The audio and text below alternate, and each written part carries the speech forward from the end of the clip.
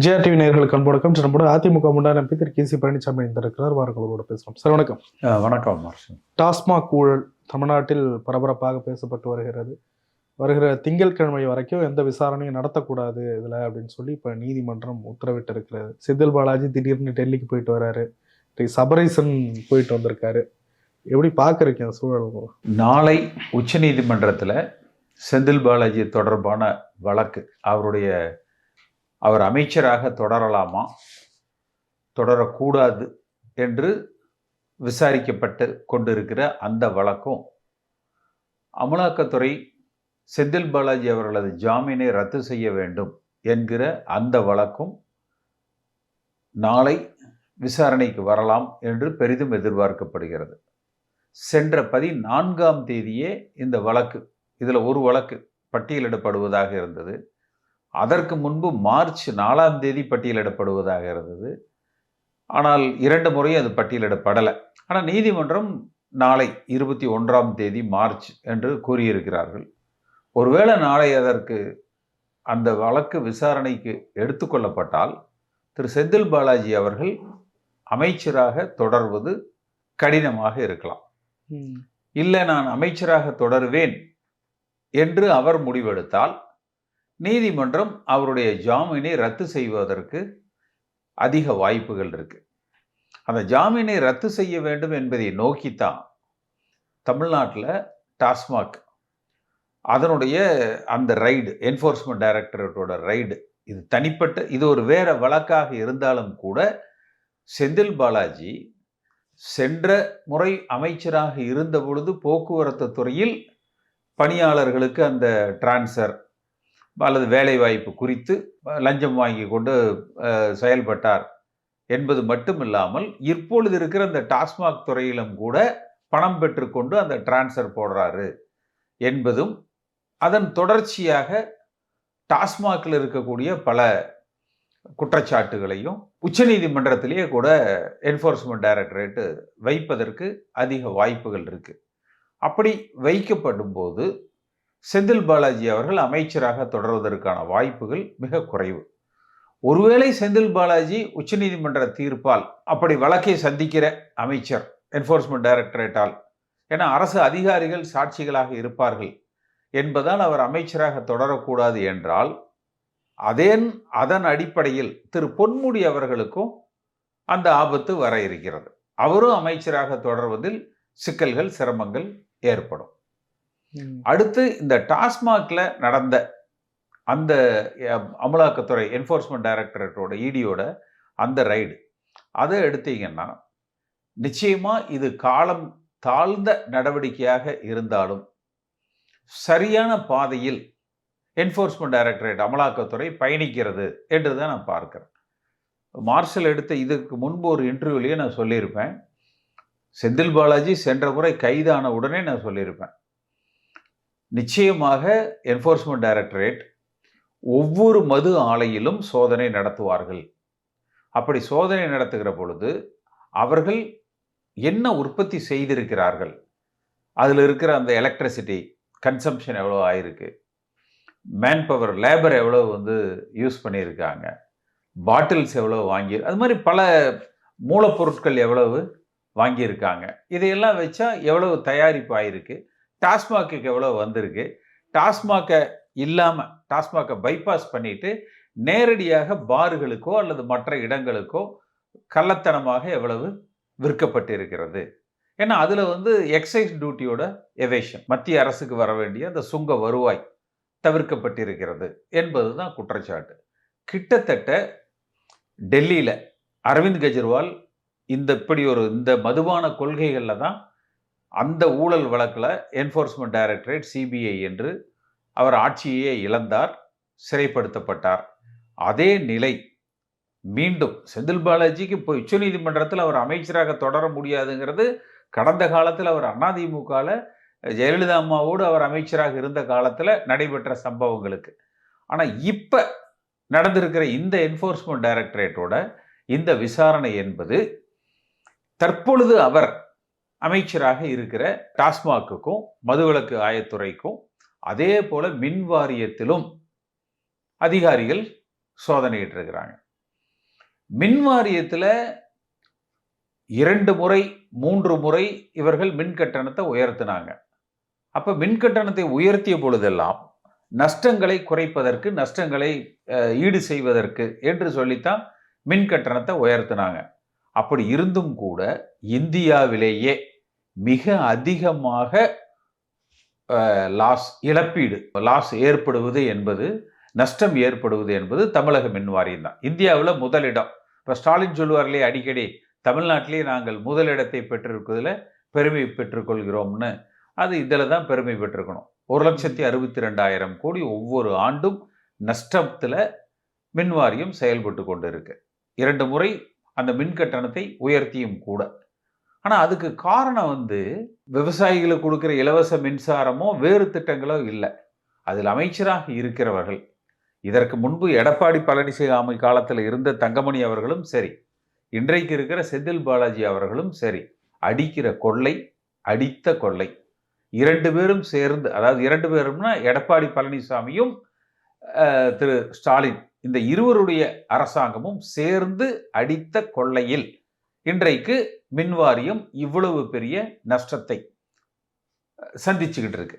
ஆனால் ஒரு விதத்தில் எடப்பாடி பழனிசாமி அவர்கள் மீது எல்லா திமுக பொறுப்பாளர்களும் பார்த்தீங்கன்னா ரொம்ப மகிழ்ச்சிய சந்தோஷத்தில் ஆதரவாக இருக்கிறாங்க எடப்பாடி பழனிசாமி. ஏன்னா இதுக்கு முன்பு திமுக காலத்தில் 12% கமிஷன், அதில் அமைச்சர்கள் 10% வச்சுக்கிட்டு சம்பந்தப்பட்ட சட்டமன்ற உறுப்பினர்களுக்கு 2% கொடுப்பாங்க. ஆனால் எடப்பாடி பழனிசாமி 4 ஆண்டு காலம் முதலமைச்சராக இருந்த பொழுது இந்த சதவீதத்தை உயர்த்தி மாவட்ட செயலாளர்களுக்கு ஒரு பங்கு, ஒரு பர்சன்டேஜ், ஒரு சில பர்சன்டேஜுங்க, ஒன்றிய செயலாளருக்கு சில பர்சன்டேஜ் என்று அந்த ஊழலில் பலனாளிகளாக பயன்பெறுபவர்களாக கீழ்மட்ட வரை நகர ஒன்றிய செயலாளர்களிலிருந்து மாவட்ட செயலாளர்களையும் சேர்த்து சட்டமன்ற உறுப்பினர்கள், அமைச்சர் வரை ஊழலை பரவலாக்கி கொடுத்திருக்கிறார். அதுல திமுக இருக்கக்கூடிய இன்றைய கட்சி அந்த நிர்வாகிகள் பார்த்தீங்கன்னா எடப்பாடி பழனிசாமி மீது அளப்பெரிய அன்பை கொண்டிருக்கிறாங்க, விசுவாசத்தை கொண்டிருக்கிறாங்க, நன்றி கொண்டவர்களாக இருக்கிறாங்க. இல்லைன்னா ஸ்டாலின் எங்களுக்கு இதை கொடுக்க மாட்டாரு, எடப்பாடி பழனிசாமி கரெக்டாக பிரித்து கொடுத்துட்டாரு. அதை இன்றைக்கு வேற வழி இல்லாமல் இந்த அரசாங்கமும் அதை செஞ்சிட்டு இருக்காங்க. அதனால நம்ம எம்எல்ஏ ஆகணும், எம்பி ஆகித்தான் சம்பாதிக்கணும்னு இல்லை, கட்சி பொறுப்பு இருந்தாலே நம்ம சம்பாதிச்சிடலாம். இப்போ அதனால தான் என்னன்னா கட்சிகள்லையும் மாவட்டத்தை அதிகப்படுத்துறாங்க. 32 மாவட்டங்கிறத கட்சி மாவட்டங்கள்னு 117 மாவட்டங்கள் என்கிற அளவில் அதை கொண்டு வர்றாங்க. இந்த மின்வாரியம் ஆகட்டும், அதே போல இந்த டாஸ்மாக் துறை, இப்ப அமலாக்கத்துறையினுடைய நடவடிக்கைகள் மிகச்சரியான நடவடிக்கைகள், இன்னும் சொல்ல போனா கால தாமதமான நடவடிக்கைகள். ஆனா செந்தில் பாலாஜி சமீபத்தில் பத்திரிகையாளர்கள்ட்ட ஒரு பேட்டி கொடுத்திருப்பார். அதாவது நீங்க அந்த ப்ரிடிகேட் அஃபென்ஸ் எந்த எஃப்ஐஆர்ல நீங்க இந்த சோதனையை நடத்துகிறீர்கள், அடுத்து செக் பீரியட் என்ன, எந்த காலகட்டத்துக்கு உண்டான சோதனை இது, இதை நீங்க சொல்லவே இல்லை என்று திரு செந்தில் பாலாஜி பத்திரிகையாளர்களிடத்துல அப்பாவியா கேட்டிருப்பார். இப்ப செந்தில் பாலாஜி சொல்றதே இது எடப்பாடி பழனிசாமி காலத்தில் நடந்த ஊழலுக்காக பதியப்பட்ட வழக்குகள், அது எங்களை கட்டுப்படுத்தாது. வழக்கமாக மத்திய அரசாங்கம் என்ன செய்வாங்கன்னா, இப்போ வருமான வரித்துறை இருக்கு, நம்ம டிடிஎஸ் கட்டலை, அதுக்கு அவங்க வழக்கு தொடுக்கிறாங்கன்னா அந்த மந்த்துக்கும் ஒரு 5 லட்சம் ரூபாய் கட்டலை, அந்த மாதத்துக்குன்னு தான் கேஸ் போடுவாங்க. ஆனால் கடைசியாக ட்ரையல் வரையில் எவ்வளோ மாதத்துக்கு நம்ம கட்டாமல் இருக்கிறோமோ எல்லாத்தையும் சேர்த்து கண்டினியூயிங் அஃபென்ஸ்ன்னு சொல்லுவாங்க. அதாவது தொடர்ச்சியாக அந்த குற்றம் ஒவ்வொரு மாதமும் தொடர்ந்து நடைபெற்று கொண்டு இருக்கிறது என்று. அப்போ இதில் பார்த்தீங்கன்னா எடப்பாடி பழனிசாமி காலத்தில் நடந்திருந்தாலும் அதே குற்றச் செயல்கள் இன்று அளவும், எடப்பாடி பழனிசாமி காலத்தில் ஒரு 4 ஆண்டு, திரு ஸ்டாலின் அவர்கள் காலத்தில் ஒரு 4 ஆண்டு, 8 ஆண்டுகள் இந்த குற்றச் செயல் தொடர்ந்து நடைபெற்று கொண்டு இருக்கிறதுன்னு சொல்லி அந்த எஃப்ஐஆர்லேயே கண்டினியூயிங் அஃபென்ஸ், தொடர் நடவடிக்கையாக இது தொடர்வதற்கு ஒரு வாய்ப்பு உண்டு. வருமா என்ஃபோர்ஸ்மெண்ட் அமலாக்கத்துறையை பொறுத்த வரைக்கும் அந்த ஏங்கிளில் தான் இந்த சோதனைகளை அவர்கள் மேற்கொள்கிறாங்க. அது மத்திய அரசாங்கம் 2 விதமாக அதை பயன்படுத்திப்பாங்க. ஒன்று, எடப்பாடி பழனிசாமியும் தங்கமணியையும் வளைப்பதற்கு. ஏன்னா மின்துறைக்கு தங்கமணி இருந்திருக்காரு, டாஸ்மாக்கு மதுவிலக்குத்துறைக்கு தங்கமணி இருந்திருக்கார். முதலமைச்சராக எடப்பாடி பழனிசாமி இருந்தார். அதே இடத்துல இன்னைக்கு வந்து செந்தில் பாலாஜி மின்துறைக்கும் இருக்காரு, மதுவிலக்குத்துறைக்கும் இருக்காரு. அந்த இடத்துல திரு ஸ்டாலின் இருக்கிறாரு. அப்ப இதை வைத்து கூட்டணியோ மற்ற பேரங்களுக்கோ அதிமுகவை அவர்கள் பயன்படுத்திக் கொள்வார்கள். திமுகவை அவர்களை பலகீனப்படுத்துவதற்கு அரவிந்த் கெஜ்ரிவாலை போலவோ, இப்ப சமீபத்தில் சத்தீஸ்கர்ல ஒன்று நடந்தது. இது பின்னாடி கோர்ட்டுக்கு வந்து ட்ரையல் நடந்து அதுல தீர்ப்பு வந்துன்னா 10 வருஷம் 15 வருஷம் வந்து ஆகலாம். அரவிந்த் கெஜ்ரிவாலுக்கு தேர்தலுக்கு முன்பு 1 ஆண்டுக்கு முன்பு ஆரம்பித்தாங்க. ஆனா அது வந்து அந்த அரசாங்கத்தை அது வீழ்த்தியது. அவர்களை சிறையில் வருடக்கணக்கில் வைத்திருந்தார்கள். அது போன்ற நிலைக்கு இன்றைக்கு அமலாக்கத்துறை நடவடிக்கைகள் இருக்கு. ஆனா என்னன்னா, தமிழ்நாட்டு மக்கள் எல்லோருமே சொல்றது இவர்கள் உத்தமர்கள், இவர்கள் மீது நீங்கள் இந்த அமலாக்கத்துறை நடவடிக்கை எடுத்தது தப்பு, ரொம்ப நேர்மையா டாஸ்மாக்ல இவர்கள் செயல்பட்டு கொண்டு இருந்தாங்கன்னு யாரும் சொல்லல. ஏன்னா எல்லா கன்சியூமருக்கும் அந்த டாஸ்மாக்ல சரக்கு வாங்குற அத்தனை பேர்த்துக்கும் பாட்டிலுக்கு 10 ரூபாயிலிருந்து 30 ரூபா வரைக்கும் அதிகம் வாங்குறாங்க. அது எல்லோருக்கும் தெரியும். இது ஒரு குற்றச்சாட்டு அமலாக்கத்துறையில. அடுத்து, கம்பெனிகளில் உற்பத்தி ஆகிற பொருட்கள் டாஸ்மாக் நிறுவனத்தின் மூலமாக கொள்முதல் செய்யப்பட்டு கடைகளுக்கு வரல, நேரடியாக பார்களுக்கு விநியோகிக்கப்பட்டிருக்குது. அதுல அந்த ஜிஎஸ்டி தவிர்க்கப்பட்டிருக்கு. அந்த பணம் கேஷா, பணமாக ரொக்கமாக அரசியல்ல மேல்மட்ட வரைக்கும் அது சென்றிருக்கிறது. இது எடப்பாடி பழனிசாமி காலத்திலையும் இப்ப இந்த 8 ஆண்டுகளுக்கும் சேர்த்து நான் சொல்றேன். இது எல்லா பொதுமக்கள், எல்லா கன்சியூமர் அவ்வளோ பேர்த்துக்கு தெரியும். ஆமா, இது நடந்தது, இதுல அமலாக்கத்துறை பொய் சொல்லல, இது எல்லோருக்குமே வந்து தெரியும். அடுத்து, அந்த கடைகள்ல பாருக லைசன்ஸ் கொடுக்கறதுல எனக்கு தெரிஞ்சு அதுல மட்டும் ஒரு 2000 கோடி ரூபாய் வாங்கியிருப்பாங்கன்னு நினைக்கிறேன். பார் லைசன்ஸ் கொடுக்கறதுல மட்டும். எப்படி பண்ணாலும் கவர்மெண்ட் நல்லா ஸ்ட்ராங்கா தான் இருக்கு. செந்தில் பாலாஜி பேரே இல்லாம நேத்து இல்ல, நான் வர்றேன். அதாவது நம்ம வந்து சட்டப்பூர்வமாக இது எப்படி இருக்குன்னா, தொடர்ச்சியா பொதுமக்களுடைய பார்வையில வந்து நிச்சயமா எடப்பாடி பழனிசாமி காலத்திலையும் திரு ஸ்டாலின் அவர்கள் ஆட்சி காலத்திலையும் இந்த முறைகேடுகள் நடந்திருக்கு என்பதை மக்கள் ஏற்றுக்கொள்வார்கள், இன்றைக்கு நம்புவாங்க. ஆனா இப்ப நீதிமன்றத்துல வந்து இன்றைக்கு இவர்கள், அதாவது தடையான பேர்ல ஒரு ஸ்டேட்டஸ்கோ மேல் நடவடிக்கைகளை நிறுத்தி வையுங்கள், வாய்மொழியாக உத்தரவிட்டு ஸ்டேட்டஸ்கோ, அந்த ஒரு உத்தரவு தான் சில நாட்களுக்கு, 4-5 நாட்களுக்கு, 25ஆம் தேதி வரை. அப்ப இன்னைக்கு 20ஆம் தேதி, இடையில ஒரு 4 நாளைக்கு, அப்ப நாளை வெள்ளிக்கிழமை, ஒருவேளை வெள்ளிக்கிழமை ஏதாவது கைது நடவடிக்கைகள் வந்துடும் என்பதற்காக இப்படி ஒரு உத்தரவு பெறப்பட்டிருக்கலாம். வெள்ளிக்கிழமை கைது நடவடிக்கைகள் ஒருவேளை நடக்கலாம் என்பதற்காக வந்து இப்படி ஒரு உத்தரவு பெறப்பட்டிருக்கலாம். ஆனா இருந்தாலும் உச்சநீதிமன்றத்துக்கு செல்லுகிற பொழுது அமலாக்கத்துறைக்கு சாதகமான உத்தரவுகளை அவர்கள் பெற்று விடுவார்கள். நிச்சயமா செந்தில் பாலாஜி அவர்களை பொறுத்த வரைக்கும் மிக அதிகப்படியான நெருக்கடிகளுக்கு அவர் ஆளாயிருக்கிறார் என்றுதான் பார்க்கணும். இந்த வழக்குகள்ல திரு ஸ்டாலின் அவர்களும் திரு எடப்பாடி பழனிசாமி அவர்களும் ஒருங்கிணைந்து பயணிக்கிறாங்க. 2 பேரும், அதாவது இப்ப இந்த இதுக்கு ஏதாவது எடப்பாடி பழனிசாமி வாய் திறந்தாரா? இந்த என்ஃபோர்ஸ்மெண்ட் டைரக்டர் சும்மா ஒரு அறிக்கை விட்டாரா 1000 கோடி ஊழல் என்று. ஆனா இந்த ஊழலுக்கு உண்டான மூல அந்த எஃப்ஐஆர் எடப்பாடி பழனிசாமி காலத்துல நடந்த சம்பவங்களுக்கு போட்டது. சரி, ஸ்டாலினாவது திருப்பி ஏதாவது பதில் சொன்னாரா? இதுக்கு முன்பு செந்தில் பாலாஜி அந்த சோதனைகள் நடந்த பொழுது தொட்டுப்பார் எப்படியெல்லாம் முழங்கினாங்க திமுகல.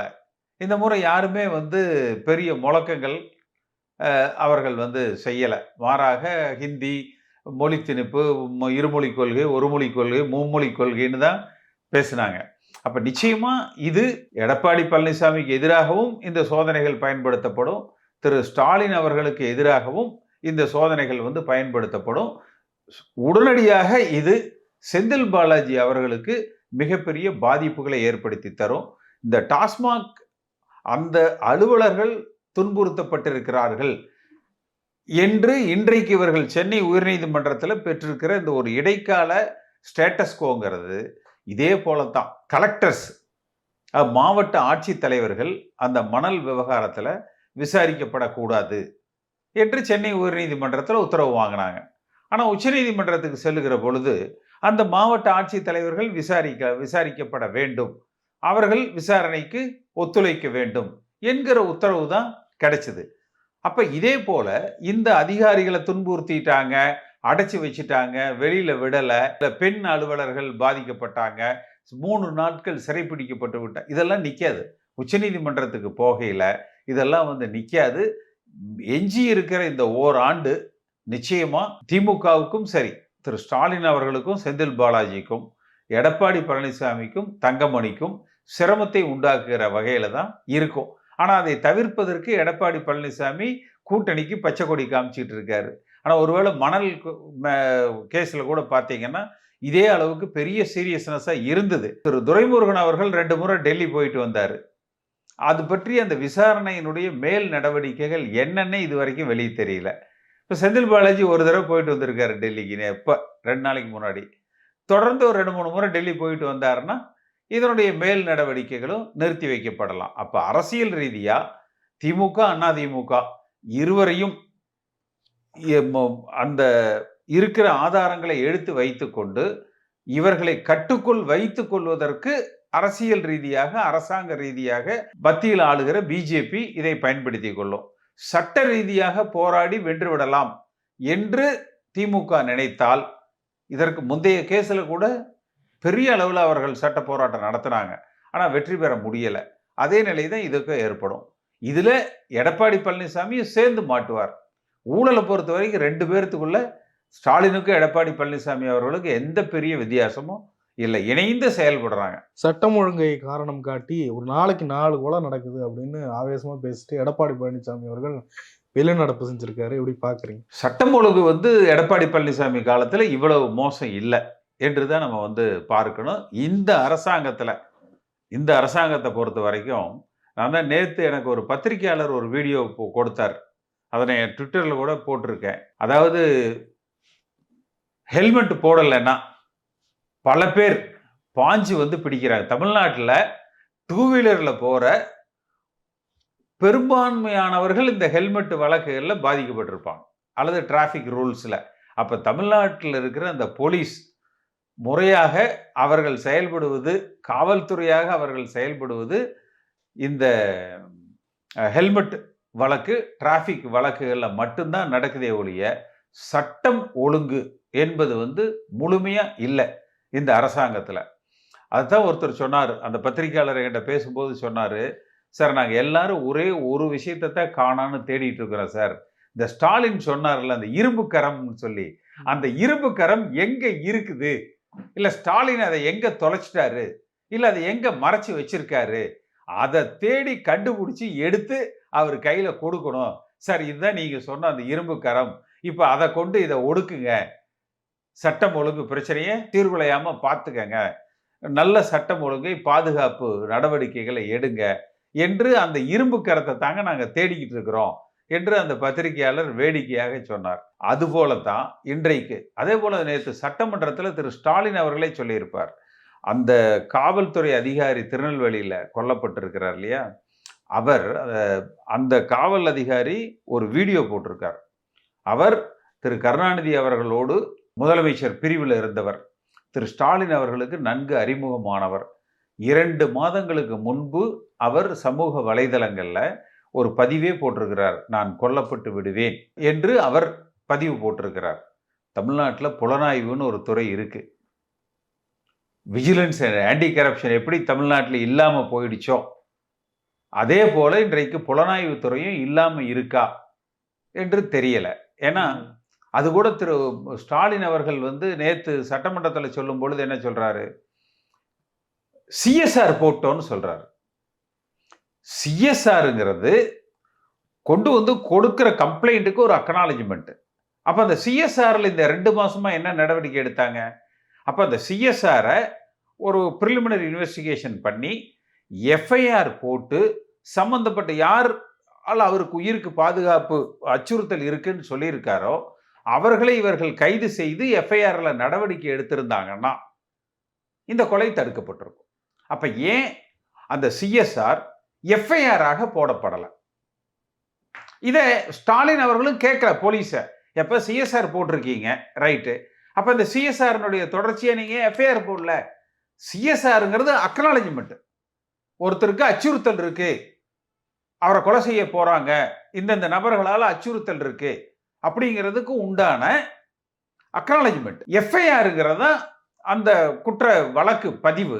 அப்ப அந்த சிஎஸ்ஆரை விசாரித்து, ஆமா இந்த நபர்களுக்கு இவருக்கு முன்விரோதம் இருக்கு, இவரை அவர்கள் கொலை செய்ய முயற்சி செய்யறாங்க என்று ஒரு கொலை முயற்சி வழக்கை இந்த அரசாங்கம் தொடுத்திருந்தால் இன்றைக்கு இந்த கொலை தடுக்கப்பட்டிருக்கும்.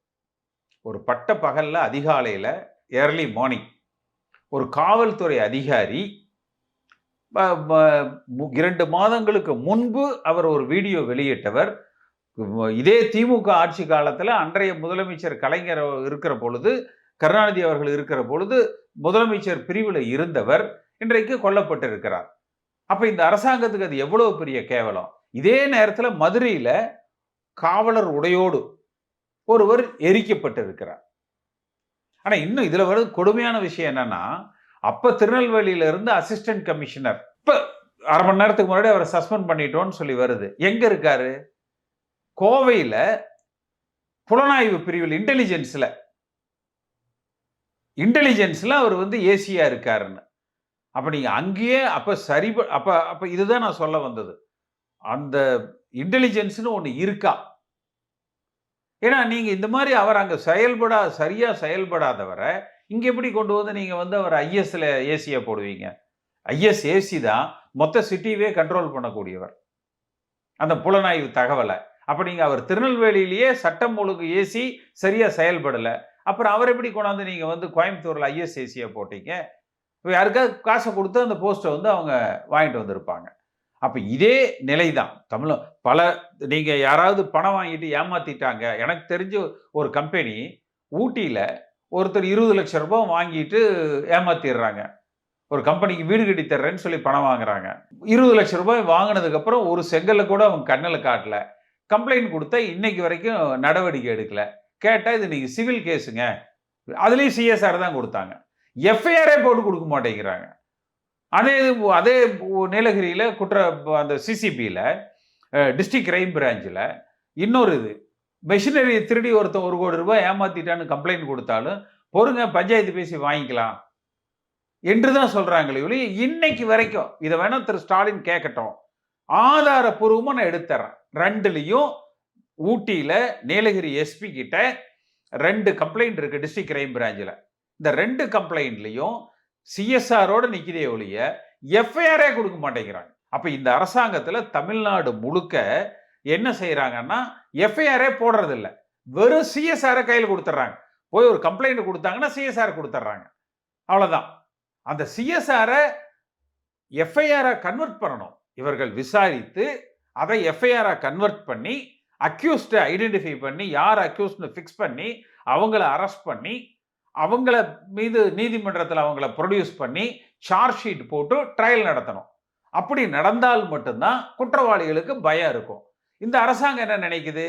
இப்படி செஞ்சா குற்ற வழக்கு எண்ணிக்கை இப்ப எஃப்ஐஆரே போடலைன்னா ஒரு 10 தான் இருக்கும். ரொம்ப இவங்களுக்கு வேண்டியதுக்கு மட்டும் எஃப்ஐஆர் போட்டுக்கிறது, இவங்களுக்கு அல்லது காசு வர்றதுக்கு மட்டும் எஃப்ஐஆர் போட்டுக்கிறது. எல்லாத்துக்கும் இந்த மாதிரி நேர்மையா விசாரிச்சு எஃப்ஐஆர் போட்டோம்னா 100 1000 இருக்கும். அப்ப இவங்க அந்த தமிழ்நாட்டில் இவங்க இந்த சட்டமன்றத்திலேயோ மற்ற அறிக்கைகள்லையோ படிப்பாங்க, இந்த வருஷம் இத்தனை வழக்குகள் பதிவாயிருக்குது. அப்ப என்னன்னா குற்றம் நடப்பதை இவர்கள் அந்த எஃப்ஐஆரை பதிவு செய்யறது இல்லை. அதன் மூலமாக குற்றம் குறைவாக நடப்பதாக பதிவுகளுக்கு கணக்குகளுக்கு இவங்க காட்டுறாங்க. இதுதான் இந்த அரசாங்கத்தில் இருக்கிற மிகப்பெரிய குறைபாடு. அதனால ஏன்னா போலீஸ் ஸ்டேஷன்ல எஃப்ஐஆர் இருந்தா பல இடங்கள்ல அது தொடர்ச்சியா இப்ப பார்ப்பீங்க, சரித்திர பதிவேடு குற்றவாளி, இல்ல குண்டாஸ் போடுகிற குற்றவாளி, பாஸ்போர்ட் வெரிஃபிகேஷனுக்கு வரக்கூடியவர், இல்ல இவர் மீது இத்தனை கேஸ் பெண்டிங் இருக்கு, இல்ல இத்தனை நீதிமன்ற வழக்குகள் இருக்குன்னு இது எதையும் ரெக்கார்டுக்கே கொண்டு வர்றதில்ல. அப்ப எப்படி குற்றவாளிகள் வந்து பயப்படுவாங்க? அப்ப எந்த குற்றவாளியும் பயப்படுறது இல்ல. இப்ப இதே மாரி நேத்து மதுரையில ஒருவர் காவலர் உடையோடு, அந்த யூனிஃபார்மோடு, சீருடையோடு எரிக்கப்பட்டிருக்கிறார். இதுல நசியனூர்ல, ஈரோடு சேலத்திலிருந்து வந்தவர் நசியனூர் வழியாக பெருந்துறை பக்கத்துல அவர் ஒரு குற்றவாளி தான். ஆனா இருந்தாலும் கார்ல பின்தொடர்ந்து வந்து நடு ரோட்ல வெட்டி கொல்லப்பட்டிருக்கிறார். இது சென்ற வாரத்துல பார்த்தீங்கன்னா, போன செவ்வாய்க்கிழமை தினமலர்ல ஒரு பத்திரிகை செய்தி போட்டிருந்தாங்க. தலைநகரமா, கொலை நகரமா போட்டு பட்டியல். தினசரி சென்னை மண்டலத்துல எத்தனை கொலைகள் நடந்ததுங்கிறது தான் தினமலர்ல. அதே செவ்வாய்க்கிழமை திருநெல்வேலியில இது நடக்குது. ஆனா குறைஞ்சபட்சம் கலைஞர் வந்து கருணாநிதி அவர்கள் ஒரு விஷயத்தை பண்ணுவார். காலையில பத்திரிகை செய்தி வந்திருந்ததுனால் அவர் உடனே சென்னை போலீஸ் கமிஷனர் கூப்பிடுவாரு, டிஜிபி கூப்பிடுவாரு. இப்படி ஒரு ஆர்டிகிள் வந்திருக்குது, எல்லாம் கொஞ்சம் அலர்ட்டா செயல்படுங்க, ஏன் இப்படி எல்லாம் இருக்குன்னு பேசுவார். காலையில அன்னைக்கு தினமலர்ல செய்தி வருது, திருநெல்வேலியில ஒருத்தர் கொல்லப்படுகிறார் அன்றைக்கே. அப்ப அதே போல நேற்று கூட நான் பார்த்த ஒரு தொலைக்காட்சியில திருநெல்வேலியில சமீப நாட்கள்ல இந்த ஓராண்டு காலத்துல எத்தனை கொலைகள் நடந்திருக்கு. அது இன்னும் சொல்ல போனா சாதிய கொலைகள், சிறுவர்களை வைத்து அந்த மைனர்ஸ் 18 வயது கீழே இருக்கிறவங்களை வச்சு அந்த கொலை செய்யறது மிக அதிகமாக திருநெல்வேலியில இது நடக்குது. இது வந்து புரட்சி தலைவர் எம்ஜிஆர் காலத்திலேயோ அம்மா காலத்திலேயோ தென் மாவட்டங்கள்ல ஜாதி கலவரங்கள் அதிகமா நடந்தது. அப்ப பார்த்தீங்கன்னா அதுக்குன்னு தனியா அந்த ஆபீசர்ஸை போட்டு சட்டம் ஒழுங்கை பாதுகாத்தாங்க. இது கடைசியா சொன்னதுதான். ஸ்டாலின் அந்த இரும்பு கரத்தை யாராவது இவர்கிட்ட இருந்து திருடிட்டு போயிட்டா காவல்துறை அதுக்கு சிஎஸ்ஆர் கொடுக்காம எஃப்ஐஆர் போட்டு தேடி கண்டுபிடிச்சி எடுத்து அவர் கையில் கொடுங்க. இல்லை இவர் எங்கேயாவது மறந்து வச்சிருந்தா எடுத்து கொடுங்க. இல்லை யாராவது பிடிங்கி வச்சிருந்தா அதை வாங்கி கொடுங்க. ஒளிச்சு வச்சிருந்தாலாவது அவருக்கு ஞாபகப்படுத்துங்க. அந்த இரும்பு கரத்தை கொண்டு இந்த அரசாங்கம் இதை ஒடுக்காவிட்டால் சட்டம் ஒழுங்கு என்கிற இந்த ஒற்றை நடவடிக்கையால மட்டுமே நீங்க எப்படி 2011 தேர்தல்ல லேண்ட் கிராபிங் சட்டம் ஒழுங்கு, கட்ட பஞ்சாயத்து, லேண்ட் கிராபிங், சட்டம் ஒழுங்கு, இந்த ஒரே விஷயம் 2011 ஆட்சி மாற்றம் ஏற்பட்டது.